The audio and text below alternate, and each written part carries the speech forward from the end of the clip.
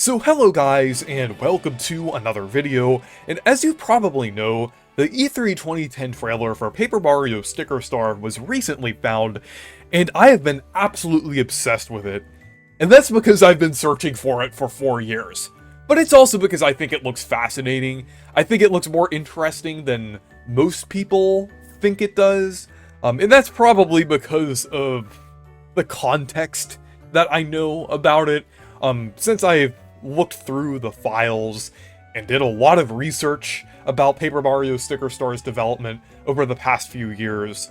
But I actually have a few theories about this trailer for basically how they were planning this and how things actually were when this trailer was made in the development of Sticker Star and everything, and how things could have possibly gone if they went in the direction of this trailer, because I think there's a lot more to this that people don't realize, because I think a lot of people are assuming that this is just Sticker Star, but with a 64,000-year-door coat of paint.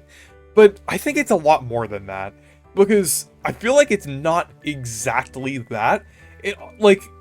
Superficially in the battle system, it does look quite a lot like the regular sticker system, but I do think there were quite a lot of differences between this and the final game, and I will get into that in a little bit. But I have a few theories, and my first theory about this trailer is about the fishbone enemy. And my theory is that it's not actually a fishbone, even though it does kind of resemble it. I think it's actually another unused enemy that was referenced in the files, called Wanateki, which translates to enemy trap. And basically, the fishbone's enemy in the trailer kind of splits into a bunch of clones, kind of trapping Mario when you jump on it. So I think it would make a lot of sense if this fishbone-like enemy was a Wanateki. Like, there still is the possibility that it could be a fishbone, because there also was evidence of regular fishbones being an enemy that will be in battle in the game. But I think this enemy looks different enough from a fishbone that it could be its own thing. It also kind of resembles the fishbone-like enemy from Super Mario Land 2, but I don't know, I feel like there's enough differences in this to kind of set it apart from that. Like, it has fins, which I don't think any versions of fishbones have, so I think that would kind of make sense that this was a separate enemy. I do think it was probably related to fishbones, and probably would have been considered a variant of fishbones, but I think this is kind of leaning more on the Wanateki unused enemy. I think that would make a lot of sense if it was that. I know that's a very mysterious enemy that was kind of found in the files, because we also know about other enemies that were scrapped from the game, like the Snorkel Goomba, and Cataquax, and Crowburs, and different things like that, but the Wanateki was always a very mysterious one, and the one that we saw in the trailer might actually be that.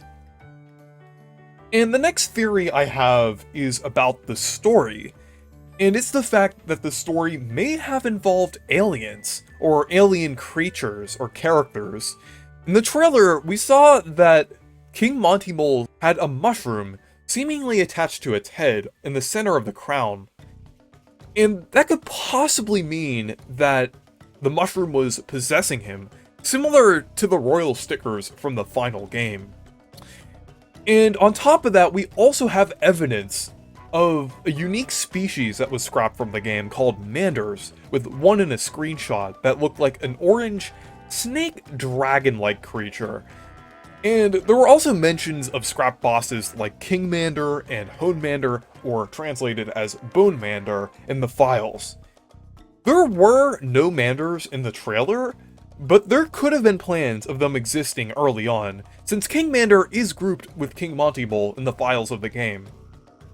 While Manders may not have been the main antagonists, as King Mander and Bone Mander seem to be the equivalents of Hooktail and Bonetail respectively, they could have been connected to some overarching race of aliens comparable to the shrooms. I think connecting that to the mushroom on King Monty Mole kind of makes a lot of sense, and it would also tie in nicely with the space theming of the comets and Sticker Star, which could have been ideas early in the game.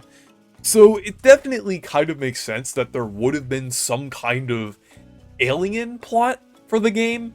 I know this is kind of speculation, but based on a lot of the evidence and things that we know about the development of Sticker Star, this could have possibly been the case. And I still think there's a possibility that we could have seen certain things that were still implemented into the plot of Sticker Star, like Bowser being possessed, or other enemies being possessed, like the King Monty Mole we've already seen in the trailer. But I think this would have been pretty interesting. I don't think it would have been exactly like the shrooms. I think it would have been a lot different than how the shrooms were handled. But I still think it would have been an interesting alien plot if they kind of went in that direction. And finally, the one that I was kind of building up to, is the fact that the sticker system worked more like badges originally. Okay, this may seem like unforeseen levels of cope, but hear me out. Sure, the stickers do look very similar to how they do in the final game, but there's a lot of evidence that suggests that battles would have played out differently. In the Iwata Ask interview, Hinsuke Tanabe notes that the sticker mechanic akin to the final game wasn't added to the game until after Miyamoto played the prototype, after E3 2010. And Aoyama also stated that they were originally simply making use of the 3DS's stereoscopic 3D, and this could mean that the stickers that we saw in the trailer may have been more like badges, but they just had a flashy visual flair to showcase the 3D of the 3DS. Kind of similar to that one room in the trailer that had a switch that revealed the background, or revealed like a kind of like the back of the room. And then also other things like the fishbone-like enemy, or as my theory suggests, maybe the Wanateki, splitting up into a bunch of clones, was kind of like a 3D effect. So there's a possibility that the stickers could have tied into the same quality. On top of that, Aoyama also mentioned that Miyamoto basically called this version a port of Thousand Year Door, and when looking at the trailer, that doesn't really make any sense. But if the stickers functioned more like badges and weren't disposable, I can at least see how he thought this. So yeah, kind of like looking at the interview here, I don't really think the stickers in this trailer were like the stickers in the final game at all. And on top of that, this is a small thing, but in the trailer, we also saw that once the stickers were placed down in battle, they never peel away or are disposed of like they are in the final game. I know that's just an animation, but in the trailer, it really just seems like the stickers are kind of like a part of a visual version of like the selection process, and we're kind of like a visual effect. Then we also saw that Mario's regular hammer attack had a blue background, almost suggesting that Mario kind of had like the base attacks always available to him, kind of like the first two Paper Mario games as well as Origami King. So I think the stickers probably did function differently. And even if stickers did function the same way that they did in the final game, I don't think the battle system would have been the same. There still would have been a lot of differences. Like, in other versions of the game, we see different things, like an S-meter, which we don't really know what it does. It could have been related to something like special moves, like 64 and Thousand Year Door. And we also have evidence of experience points being in the files, so there could have been plans for star points in the game as well, which would have been nice, even if the sticker system was still in place. And then, of course, we also have partners as well, and I think they probably would have been controllable due to the fact that there's also data in the files, kind of hinting towards Mario being able to, like, switch between different partners. So I don't think they would have worked like Origami King. But yeah, anyways, those are my theories for how Paper Mario Sticker Star could have been, or what the plans were back when this E3 2010 trailer was made. So anyways, let me know your thoughts down below.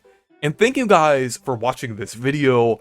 Make sure to leave a like and subscribe for more, and make sure to check out my Discord server and Blue Sky if you want to.